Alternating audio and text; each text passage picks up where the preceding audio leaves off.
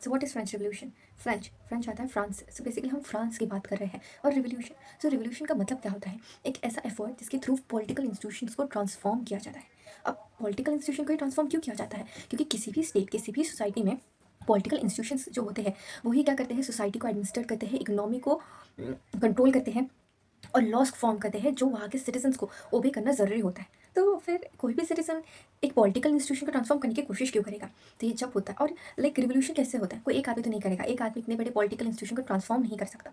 तो वो पूरे सिटीजन से सोसाइटी की बात करेंगे, फिर मासेस जब होते हैं वो पॉलिटिकल इंस्टीट्यूशन को ट्रांसफॉर्म करने की कोशिश करते हैं। अब बताओ, लाइक इतने सारे लोग पॉलिटिकल इंस्टीट्यूशन को ट्रांसफॉर्म करने की कोशिश क्यों करेंगे? इवन तो अगर हम आज के टाइम पे बात करें कि like if you ask someone like तुम, हम ये एनवायरमेंट के लिए प्रोटेस्ट कर रहे हैं, हम ये कर रहे हैं, क्या तुम जॉइन होना चाहोगे? ही विल बी लाइक नहीं, मेरे पास टाइम नहीं है। ही शी विल बी लाइक मेरे पास टाइम नहीं है, मैं जॉब पे जा रहा हूँ, मेरे पास ये है वो है, मैं स्कूल में जॉब मैं नहीं कर सकता। ठीक है, बट क्या हो गया था उस टाइम पे जब कि फ्रेंच सोसाइटी में इतने सारे लोगों ने आकर पॉलिटिकल इंस्टीट्यूशन को ट्रांसफॉर्म करने की ठान ली थी? वाई? कुछ तो कॉमन रीज़न होगा जिसके कारण लोगों को उसने माइंड किया होगा। एब्सोल्युटली। और कॉमन रीजंस क्या हो सकते हैं? और एक कॉमन रीज़न होगा, मतलब कुछ ना कुछ तो हुआ होगा जिसके मासेस ने रिवोल्ट किया होगा। और मासेस रिवोल्ट कब करता है? मासेस पॉलिटिकल इंस्टीट्यूशन की तरफ जाके एकदम एग्रेसिव कब होता है? जब उसके फंडामेंटल्स वॉयलेट होते हैं। अब फंडामेंटल्स क्या होते हैं? Security, food, basic stable food, मेरी rights, shelter and my dignity. क्या अगर हम देखें फ्रेंच सोसाइटी उस टाइम की, क्या उनके ये बेसिक जो फंडामेंटल्स थे क्या वो वॉलेट हुए थे? एक बात बताओ, सिक्योरिटी मतलब क्या उनके पास इकोनॉमिक सिक्योरिटी थी? उनके ऊपर हैवी बर्डन ऑफ टैक्सेस थे। ठीक है, क्या उनके पास पॉलिटिकल राइट्स थे? सोशल राइट्स थे उनके पास? या फिर इकोनॉमिक राइट्स थे? नहीं थे। क्या उनके पास एक बेसिक ह्यूमन डिग्निटी थी? नहीं थी। ठीक है, जब हम मासेस की बात करें, अब हम कॉजेस भी देखेंगे सामने जाकर, ठीक है, वो थे, तो ये इनकी वॉयलेट हुई थी। तो क्या क्या हुआ था उन सब में? तभी हम देखते हैं कॉजेस के इसमें कि किस तरीके से इनके फंडामेंटल्स को ये वॉयलेट कर दिया गया था। तो कॉजेस को हम 3 पार्ट्स में डिवाइड करेंगे, सोशल, पॉलिटिकल एंड इकोनॉमिकल। अब सोशल क्या था? अब सोशल क्या था? जब उस टाइम जो फ्रांस की सोसाइटी थी ना, वो डिवाइडेड थी। ठीक है, 3 क्लासेस में, जिसको फर्स्ट स्टेट, सेकंड स्टेट और थर्ड स्टेट कहा जाता है। और इन्हीं डिवीजन के कारण, इसी डिवीजन के कारण सोसाइटी में एक अलग ही लेवल की इनक्वालिटी आ गई थी। इकोनॉमिक इक्वालिटी, पॉलिटिकल इनक्वालिटी और सोशल इक्वालिटी आ गई थी। कैसे? फर्स्ट स्टेट में जो थे क्लर्जी लोग थे। अब क्लर्जी कौन थे? जो भी चर्च बिशप या फिर उनसे एसोसिएट लोग जो थे, उस इंस्टीट्यूशन, चर्च के इंस्टीट्यूशन से रिलेटेड जो भी लोग आते थे ना, वो फर्स्ट स्टेट में आते थे। अब सेकंड स्टेट में आते थे नोबल्स। अब नोबल्स कौन थे? ये इनके पास क्या था? ये ऑफिसर्स में काम करते थे, जो भी स्टेट के ऑफिसर्स होते हैं ना, मिलिट्री ऑफिसर्स, जो एडमिनिस्ट्रेटिव ऑफिसर्स, इन सब में ये लोग क्या करते थे? काम करते थे। मतलब वहाँ पे वो लोग, उनका पूरा राइट था वो। ठीक है, और थर्ड स्टेट में आते थे पुअर पीसेंट्स लोग, जो गरीब आम जनता होती है ना, वो लोग। अब क्या ये तो तुम लोग बोलोगे ये डिवीजन तो हर सोसाइटी में दिखता है, हमें डेमोक्रेसी में भी दिखता है। ठीक है, मतलब थोड़ा डिफरेंट दिखेगा, पर डिवीजन तो हर जगह पे होता है। लेकिन ये जो डिवीजन था, ये जो था, ये हेरिडिटरी था। हेरिडिटरी मतलब क्या था? क्लर्जी और जो भी पोस्ट थी फर्स्ट स्टेट में के परिवार में से जो भी आगे वाली जनरेशन आएगी, वो क्लर्जी क्लास को ही बिलोंग करेंगी। ठीक है, तो वो हेरिडिटरी राइट्स है। नोबल का बेटा ही नोबल बनेगा, नोबल ही के बेटे ही के ही आगे के ऑफिस को क्या करेंगे? गवर्न करेंगे। वहाँ पे उनका ही राइट होगा उन ऑफिस के ऊपर। और थर्ड स्टेट के पास वो राइट्स नहीं थे। ठीक है, अगर थर्ड स्टेट में कोई कितना भी टैलेंटेड हो, कोई कितना भी कुछ ना, पर वो सेकंड स्टेट में नोबल की जॉब कभी नहीं ले सकता। मतलब क्या थे? ये सारे जो क्लासेस थे वो हेरिडिटरी ओरिजिन थे। मतलब जो सारे इंस्टीट्यूशंस थे हमारी सोसाइटी में, ठीक है, जो चर्च का इंस्टीट्यूशन, रिलीजियस इंस्टीट्यूशन हो गया, एडमिनिस्ट्रेटिव इंस्टीट्यूशन हो गया, ये सब क्या था? हेरिडिटरी था। ठीक है, मतलब इसी इंस्टीट्यूशन ने क्या किया था? इनक्वालिटी लाई थी। मतलब जो सोसाइटी, फ्रेंच सोसाइटी में जो इनक्वालिटी थी वो वो इनक्वालिटी कैसे थी? इंस्टीट्यूशनलाइज थी। ठीक है, अब क्या था? सोशल इक्वालिटी के सोशल कॉसेस में देखिए, जो फर्स्ट क्लास थे और सेकंड स्टेट थे, सॉरी मतलब फर्स्ट स्टेट और सेकंड स्टेट थी, उनको कोई डायरेक्ट टैक्स पे करना ही नहीं पड़ता था। वो लोग लैंड टैक्स पे ही नहीं करते थे। उन दोनों के पास ओनरशिप थी ह्यूज लैंड्स की, but still they don't use to pay land tax. और थर्ड स्टेट ही ऐसी थी जिनको लैंड टैक्स पे करना पड़ता था, उनको डायरेक्ट टैक्स पे करने पड़ते थे। ठीक है, तो एक इनक्वालिटी आ गई। और दूसरी बात क्या था? जो चर्च था, मतलब क्लर्जी स्टेट जो थी, वो लोग क्या करते थे? थर्ड स्टेट पे क्या करते थे? चर्च टैक्सेस लगाते थे। ठीक है, चर्च टैक्सेस लगाते थे। और जो सेकंड स्टेट थी, इसमें नोबल्स आते थे, वो लोग फ्यूडल ड्यूज चार्ज करते थे। जो थर्ड स्टेट्स थे, मतलब उनके पास जो बड़ी बड़ी ज़मीनें थी, तो उस पर क्या करते थे? जो पीसेंट्स लोग थे, बेचारे काम करते थे, और उसमें से उनको शेयर देते, उनको रेंट दिया जाता था। और थर्ड स्टेट क्या थी? थर्ड स्टेट के पास कोई भी ऐसा राइट नहीं था। अब थर्ड स्टेट की कंडीशन कैसी थी? थर्ड स्टेट का कंडीशन, फर्स्ट ऑफ ऑल उनको बहुत सारे हैवी बर्डन जो था टैक्सेस का झेलना पड़ता था। ठीक है, क्लर्जी से भी और नोबल से भी। ठीक है, इसके खिलाफ बोल नहीं सकते थे। उनका इसी टैक्सेशन के अंदर एक्सप्लॉइटेशन होता था। और जो किंग था, जिसे लोगों के वेलफेयर के लिए काम करना चाहिए, वो वेलफेयर के लिए काम करता ही नहीं था। बिकॉज जो किंग था लुई 16, वो बहुत ज़्यादा इनफिशिएंट था, एक वीक रूलर था। ठीक है, इसी के कारण क्या हो गया था? सोसाइटी में इकोनॉमिक इनक्वालिटी आ गई थी, क्योंकि थर्ड पीसेंट्स क्या थे? वो the one who were the most exploited. और जो फर्स्ट और सेकंड स्टेट थे, इनके पास इकोनॉमिक राइट थे, सोशल राइट्स थे, तो ये लोग अपना कब्जा करके बैठे थे अच्छे से। ठीक है, और थर्ड क्लास को एक्सप्लॉइट करते थे। ये हो गए सोशल कॉसेस। ठीक है, कैसे मतलब? और सोशल कॉसेस कैसे? ये हो गए सोशल कॉसेस। कि अब इतनी इनक्वालिटी कोई सहेगा जनरेशन बाय जनरेशन, तो एक समय तो आएगा, एक सबकी लिमिट होती है, ठीक है। तो ये भी एक वन ऑफ द रीजंस बन गए, ठीक है, जो प्री रिवोल्यूशनरी सोसाइटी का बैकग्राउंड है ये, ठीक है। अब है हम बात करते हैं इकोनॉमिक कॉजेस की। अब इकोनॉमिक कॉजेस कैसे आएंगे? इकोनॉमी इकोनॉमी है क्या? इसमें टैक्सेस आते हैं, सप्लाई डिमांड की बात की जाती है, लेकिन इकोनॉमिक रीजन कैसे बन गए फ्रेंच रिवोल्यूशन के one of the most important causes? First of all हम पहले बात करते हैं इकोनॉमी को कंट्रोल कौन करता है? The king.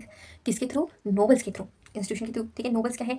एडमिनिस्ट्रेटिव ऑफिस को वो लोग होल्ड करके थे, इसके थ्रू क्या करते हैं? इकोनॉमी को कंट्रोल करता है। नोबल्स कर क्या रहे थे?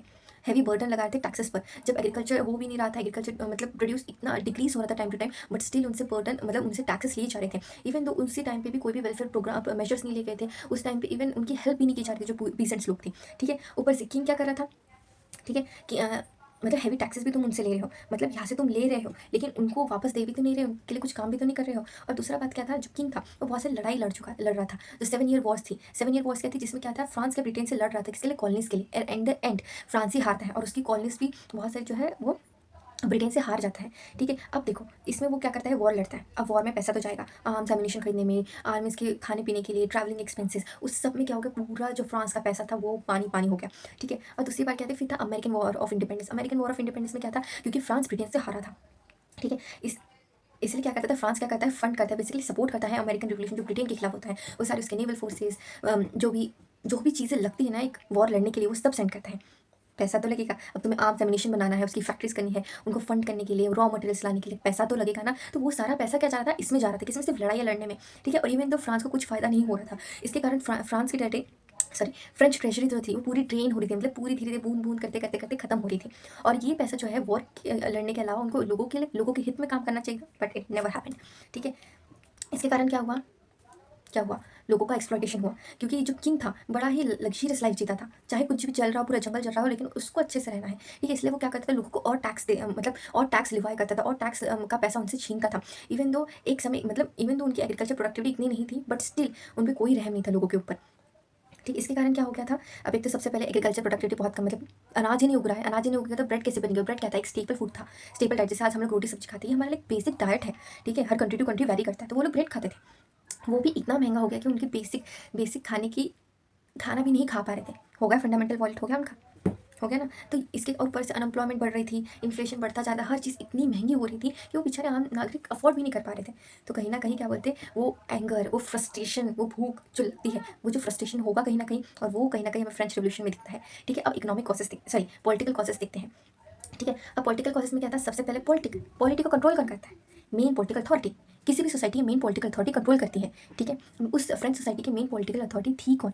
द किंग, द लुइस 16 वो था। और वो अगर वही वीक रहा तो क्या पॉलिटी और पॉलिटिकल इंस्टीट्यूशन अच्छे से काम कर पाएंगे? नहीं कर पाएंगे, राइट। तो वैसे ही लुइस 16 बहुत ज़्यादा वीक था, इनफिशिएंट था, उसको अच्छे से जो क्या है कंट्री को गवर्न करना नहीं जम रहा था।